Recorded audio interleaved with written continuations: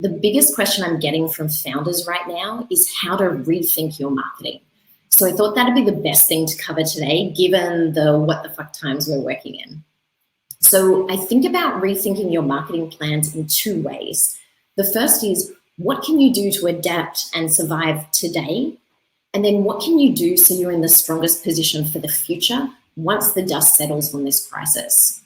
So in times of crisis, as leaders, we all default to taking care of those critical but short-term tasks. And that's important, but it's also important to set aside time to think about what you need to do now to build a stronger future for your company.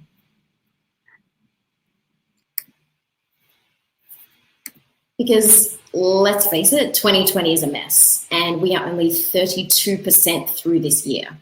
And as founders, I'm sure you're getting a lot of emails about uncertain times. I think pretty much every email I'm getting is scaring me about all these uncertain times. But even in uncertain times, some things are certain.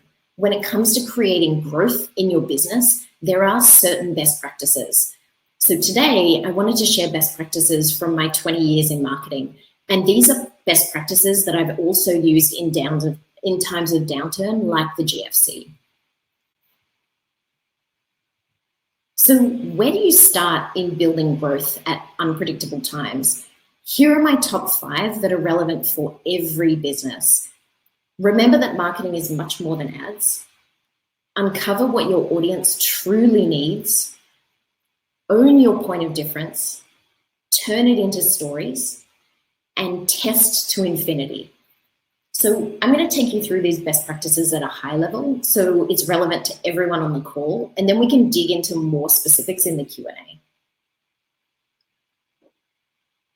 So the first best practice, remember that marketing is much more than ads. So this is Brad Pitt, and this is his brother. Sure, they're related, but they're different. And it's the same for marketing and advertising. As a CMO, I would spend about 10% of my time on advertising. And that's because marketing is about growth. And that means using every lever in the business to make it happen, not just running ads. So on any given day, that could be working with product market leaders on product market fit, looking at partnerships to assess how well they're going to expand our reach as a brand, or even digging into user testing to see where we're losing users in the funnel. When it's done right, that's how marketing works. It's your growth engine. So I wanted to share an example of my work at Xero. As context, we were a total underdog in the US up against Intuit, who had been in the market for decades. So marketing came up with a brand new point of difference for Xero in the market, and that impacted every part of the business. We updated our product strategy, customer service, recruiting, sales, literally every part of the business that touched our customers. That's marketing. So the next best practice is to spend time uncovering your audience's biggest needs. It's really time to get up close and personal with your audience. You want to understand them deeply, like you know them as a real person and you can picture them in your mind. So what do they do each day? What do they eat for breakfast? What drives them? What worries them? And most importantly, what do they need? What are their biggest needs that are unmet by any competitor? Right now, those needs could be quality time with family, or let's face it, it could be the opposite. I need a solution to cabin fever, or I need anxiety treatment straight to my door. What's important to note is an unmet need is bigger than your product. It's not, I need faster accounting software, or I need a larger can of Coke. It's bigger than your product because it's about this deeper emotional need that's happening for your audience right now.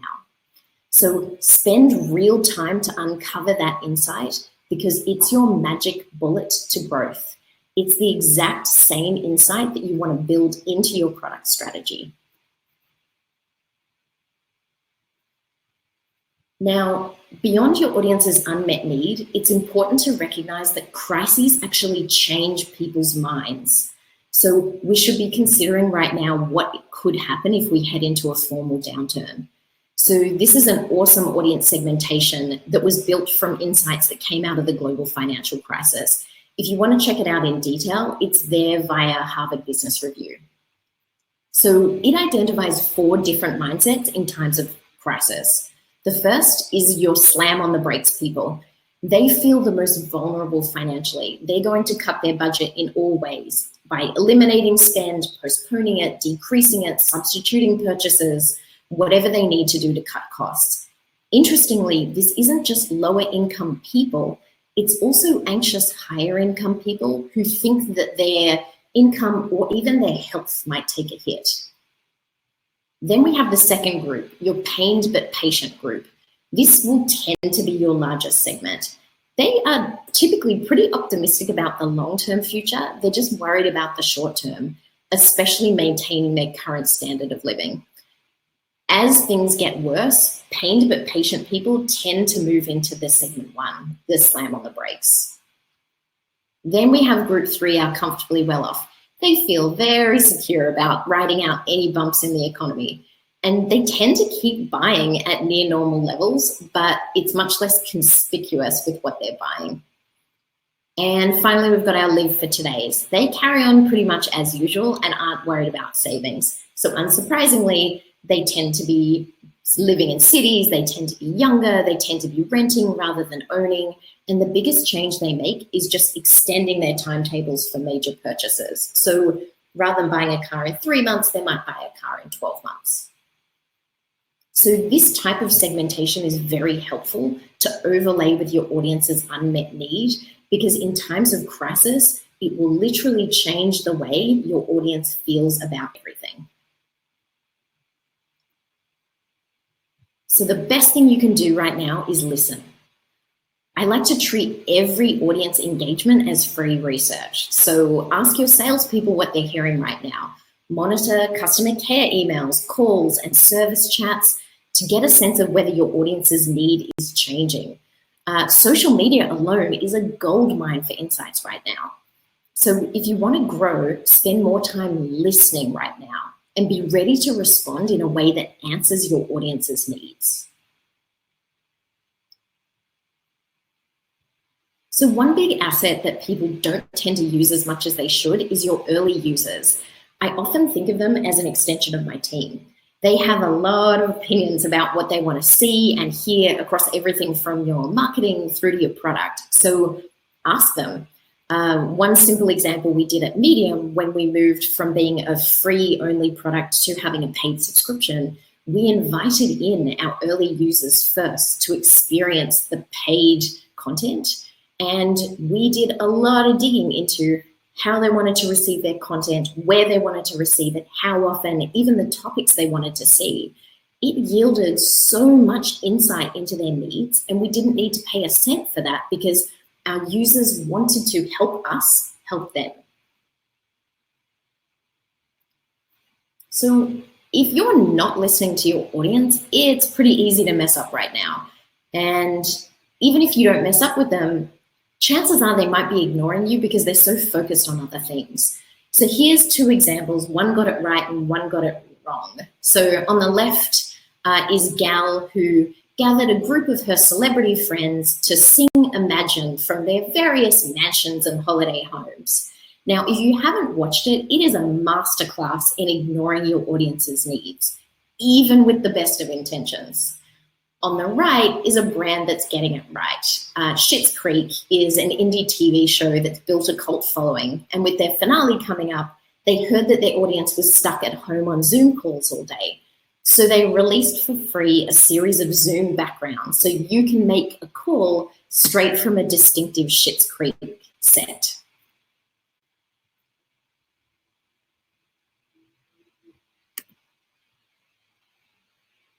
Marketing is all about context. And as you can tell, the context isn't great right now. So this research just came out last week and it's been done globally. If we look to China as a market that's further into the crisis, 76% of people in China have already convinced others to stop using a product that didn't act appropriately during the crisis. Closer to home, 76% of Australians expect companies to take action but do it in a way that doesn't exploit the situation. So this is a balancing act, but it's way easier to manage if you're listening to your audience. Moving on to our third best practice, how to find and own your point of difference. If you don't stand for something in your audience's mind, you stand for nothing. Now, I know when you're in early stages, it's tempting to be everything to everyone, but your biggest risk is being ignored. The Zero founder gave me some really helpful advice when I started as CMO, as at the time we had almost no brand awareness in the US at all. He said, no one knows us yet, so you might as well go big. If you fuck it up, no one will even notice. And he was spot on. And it gave me the courage to just do big things because I realized the risks were so small.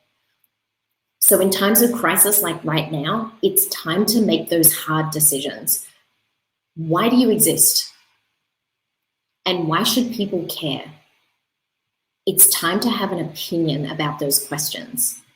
And to be clear, your reason for existing doesn't have to be saving the world. It's just about where you sit in that world and what you contribute to it.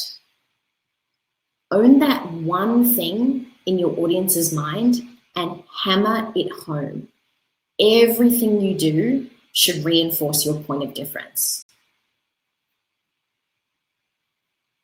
The most important part is to define your competitors correctly. So really think about who your real competition is in your audience's mind. Chances are it's not just your direct competition. I used to like Uber would say that their biggest competition wasn't taxis, it was Netflix, because Netflix was the main reason that people weren't using Uber. So once you've worked out your real competition, it's time to break the rules. Write out all the conventions in your category, conventions being those unspoken rules that everyone just seems to automatically follow. Some of those conventions exist for a good reason, but most don't. So work out which rules you can break that will prove your point of difference in the market. The auto category is a good example. There are so many conventions. So conventions you could break include ads with long winding roads and deep voiceovers, sponsoring the tennis, only launching products at car shows. Conventions you don't want to break are saying the car is safe. People want to know your car is safe. So one convention I'm seeing across the board right now is all those emails saying, we're here for you. That's a convention that's begging to be broken by the right company. So how much of a difference can a point of difference really make? Here's an example of a taste test between Coke and Pepsi. So when people didn't know what they were drinking, 49% preferred the taste of Pepsi, 48% preferred Coke. But after, when people knew what they were drinking, 67% said they preferred the taste of Coke.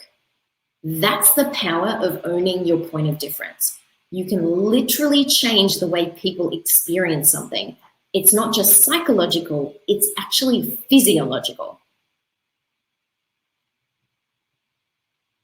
So once you know your audience's need and you've worked out your point of difference, it's time to shout that story from the rooftops.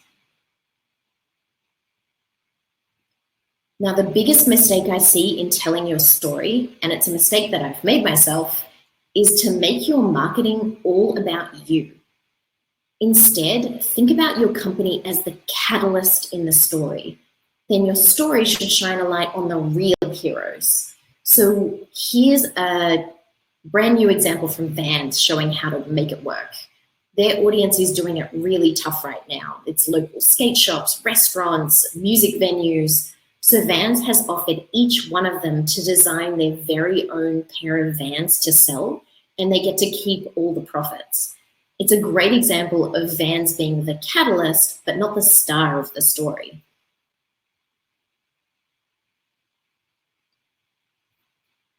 If you're telling a story, it's way more powerful to show people than simply tell people. IKEA is a brand that's all about less talk, more action. They have just built an AR app called Place, so you can see their furniture and how it sits in your room without having to visit a store. But IKEA put their money where their mouth is at every step. You can see where your shipment is in real time. As soon as the crisis hit, they launched contactless click and collect. They are all about show rather than tell.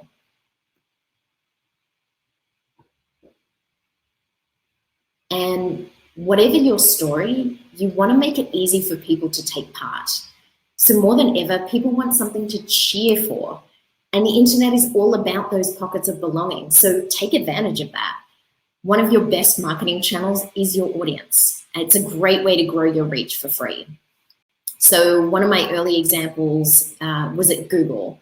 I built a marketing campaign where we created live streams straight from display banners all across the internet, so you could watch concerts in real time.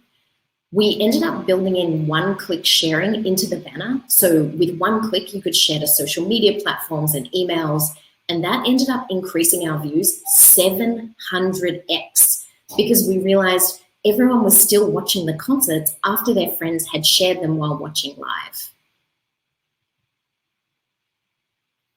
So the final best practice, once you have all that strategy in place, is to test, test, test. Your goal is to refine your marketing strategy down to only the best performing tactics. So that looks like knowing the best way to convert your audience with the highest performing channels, ad creative, time of day, time of week. Now, along the way to getting to that clarity, you're going to need to stop and pivot. That's fine. It's really smart to be agile with your spend and invest more as it's working more effectively. So the first step is to make sure you track what you're doing. You cannot win if you don't even know the score. So I would map out your entire audience funnel from people who are unaware of you all the way through to loyal customers. Work out where you're missing data at each step of that funnel or where you need to connect different data sets. If your advertising is mainly digital, you're already ahead. The beauty of digital is everything is tracked down to the smallest detail. Now, that doesn't just help you optimize your own marketing, it helps you spot opportunities and barriers with your audience that chances are your competitors haven't even noticed yet. So that's why I'm all about channels that provide fast feedback. They allow me to run marketing the same way as product development, through a series of sprints rather than a set annual plan that doesn't change. The idea is you're constantly testing and iterating. Once you gather enough data, then test different tweaks to those campaigns. Keep running test campaigns to find the most cost-effective strategies and then double down on them. That way, every dollar you spend will contribute to a better CAC. And you'll end up coming out of any downturn knowing exactly what to do to drive growth. Now, the most important part of any advertising campaign is your own channels. So once you've captured your audience's attention, you want to drive them back to your own channels to keep that conversation going. So your own channels could be your website or your app, your email, your social channels, even in your product itself. Whatever channel makes sense for your audience. So just like with tracking, I would map your entire funnel from prospect through to loyal customer. Make sure that every step of the funnel has an owned channel that moves someone to the next step, like email, notifications, even a sales call. So that type of planning is one of the most effective ways to drive growth by simply making sure that people don't fall through the cracks of your own funnel. I joined a company where the process for a customer to move from being unaware through to a paying customer was 14 steps. Just reducing those 14 steps increased our growth significantly quarter on quarter. So those are my top 5 strategies to help you drive growth. Certain strategies even in uncertain times. So this should help prioritize what needs to be put in place. My goal here is that you don't just survive today, but thrive coming out of this crisis. So on that note, how about we move to some Q&A? Thank you so much, Kathryn. Great. So many incredible insights. That was amazing. We love it. Thank you so much, Kathryn. We've had so many questions come through on Slido. We won't be able to get to them all, but upvote the best ones so that we can at least answer those. And we're probably going to go over time by about 5 to 10 minutes, so stick around if you have time. So the first question is, a lot of people think of marketing as a separate function to product, but great products have inherent virality in them. So how should founders go about incorporating marketing into that's an awesome question. So whether I've worked at startups or big companies, the biggest thing I've learned is not to worry about people's job titles or where they sit. The most important thing is that everyone has the same mindset. So as we touched on briefly, the key is understanding your audience and that unmet need. You want to build that into your product as equally as you do into your marketing. And in fact, you really don't want to build a new product feature or even your UI without building that insight into your planning. So once you build that into your product and your product answers your audience's unmet need, it's really easy to market that. Everyone wants to market a product that your audience actually wants. A helpful example might be at Twitter. We had one team of 4 leaders: engineering, product, design, and marketing. And each week we would meet and review the product plans for what the teams wanted to build and make sure that it was answering that audience insight and unmet need. So I would say it's less about your job title and more about making sure that that audience need is built straight into everything you do, from product through to marketing. Awesome. The most popular question with 24 upvotes is from Karim, and he asks, if you founded a startup today with no funding, what's the first thing you would do to grow a business brand and obtain your first customers? That's such a cool question, Karim. So I think the most important part is getting your strategic foundation in place. So what we've talked about today will help you do that. Who is your audience? What do they need? And how do you uniquely offer that to them? Then from what I've seen, if you're working off no budget, the most powerful thing you can do is word of mouth. So what I've seen work very successfully for many startups in Silicon Valley and now in Australia is reach out to your audience, those influencers who you know are going to be interested in what you're offering because you're answering their unmet need. And to be clear, by influencers, I don't mean beauty specialists on Instagram.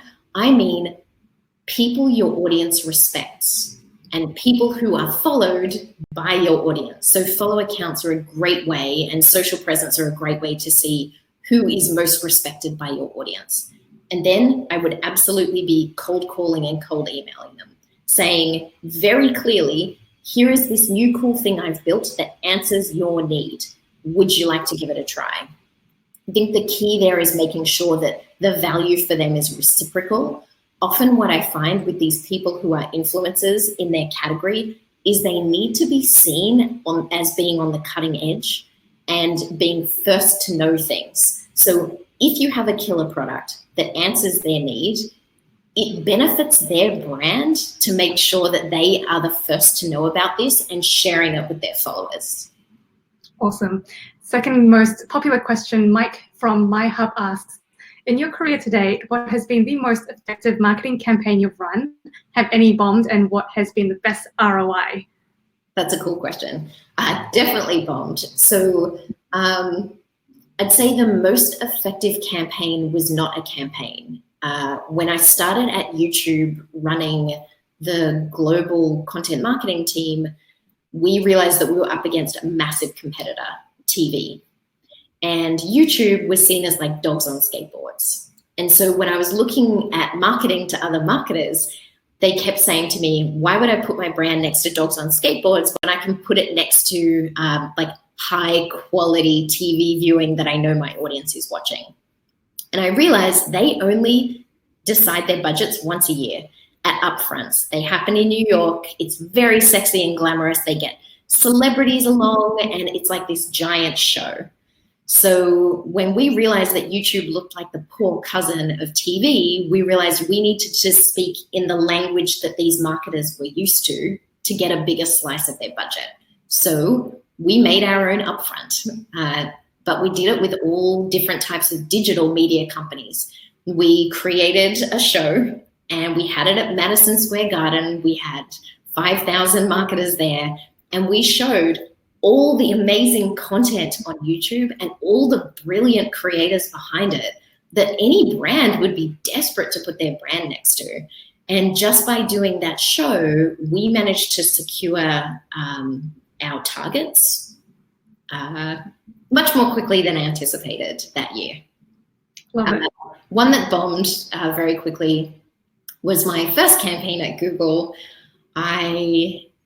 We were marketing something not easy. It was ad display banners, which are not sexy and no one wanted to hear about it. But we had this insight where if your display banner is targeted to people correctly, display isn't an interruption to what they're reading. It becomes a door to explore the internet and a topic you're interested in. So the idea was we would create this campaign where each display banner was a door that you would explore. Every door ultimately led you back to a Google website that explained more about display banners. But we had this idiotic idea that the website needed to also reflect that choose your own adventure idea. So there were 800 different permutations of one website. The amount of time and resource that we spent on it was heartbreaking, because when it launched, it performed pretty much exactly like any other campaign at Google had performed. So the time invested in it was not even close to getting value out of it. So that was heartbreaking. I wouldn't be doing that again. Thomas Lagoa asked, for pre-product companies, how do you position yourself to build awareness and excitement to generate demand for your product or service when it comes to launch time? Yeah, okay. So some of what we've talked about today is really helpful. So you want to know what your point of difference is and how it answers that need. And my goal would be express that in one line and a really kick-ass, cheap video to create excitement. Your goal here is to create a sense of buzz. As soon as you have those assets, I would be getting them out there through social and other digital media. And again, using those influencers who are respected by your audience. As soon as you start getting interest, you want to capture that interest. So I would create a super simple splash page, one page of a website where you can capture their email or text, whatever is the most appropriate lead for you. So that way, you know, once you're launching, you have this captive audience that have already opted into hearing from you. I think the key then is you want to make your MVP feel as VIP as possible. What I've noticed with early users is they really pride themselves on being early users. They tend to think of themselves as technologically advanced, ahead of the curve. So take advantage of that. I wouldn't be apologetic that your MVP is minimum viable. In fact, I would be really proud of it and say, rather than waiting to ship something perfect, we want to hear from you because you're so important. Your point of view is so important. Tell us, what do you like? What do you hate? What do you want to see? Your early users really, really enjoy being part of the process. I love it. So there's a lot of noise online at the moment and so many products and companies competing for attention. How do you give yourself the best possible chance to win the right type of customers? I feel like you've kind of already answered this as well. But yeah, and I think just to dig into it in a little more detail, the beauty of digital and online in general is you can find your exact audience wherever they are. So the most important thing is know who your exact audience is. Who are you trying to reach? And by knowing them, I mean not just their demographics, like their age, their gender that they assign. It's more about their psychographics, like what do they need? What do they want? What are they interested in? Then I would specifically go and find them, not just where they are, but where they want to hear from you. So TikTok is a great example. Everyone's talking about whether they should advertise on TikTok.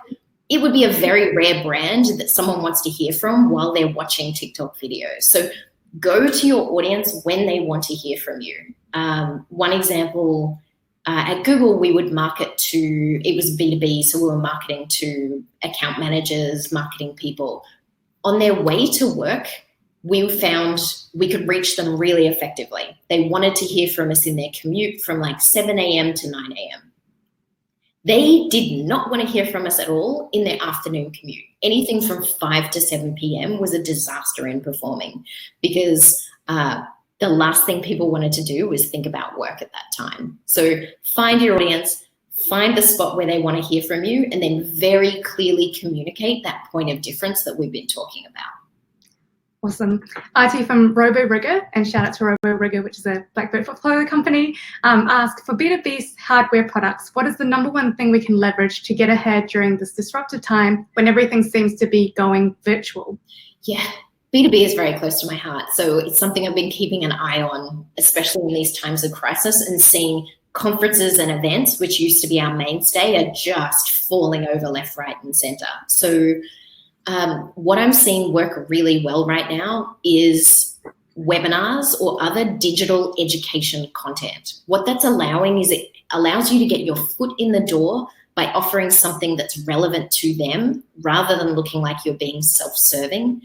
And that way, then that opens you to a second conversation where you can demonstrate your product, show case studies, but you want to be getting in there first with something that's useful for them. So one example I did at Xero that was really effective was educational webinars about things that were really stressing out accountants, like how do I retain my staff? How do I maximize their work but minimize the amount of time they're spending on each client? So I would create webinars about those types of topics that I knew were their unmet needs.